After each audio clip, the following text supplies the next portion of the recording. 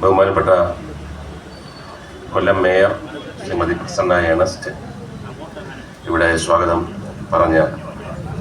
മുൻ mayor advocate P Rajendra Babu, district collector, വേദിയിലിരിക്കുന്ന വിശിഷ്ട വ്യക്തികളെ, രാഷ്ട്രീയ പ്രമുഖരെ, ഉദ്യോഗസ്ഥ പ്രമുഖരെ, കൃഷി ഡിപ്പാർട്ട്മെൻറ്റിൻ്റെ സെക്രട്ടറി, പ്രിയമുള്ള സുഹൃത്തുക്കളെ, നാട്ടുകാരെ, വളരെ സന്തോഷത്തോടു കൂടിയാണ് ഇതിൻ്റെ അധ്യക്ഷ പ്രസംഗം നടത്തുന്നത്. കാരണം ഒരു സർക്കാർ നിലവിൽ വരുമ്പോൾ ഏറ്റവും ഡെലിക്കറ്റായിട്ടുള്ള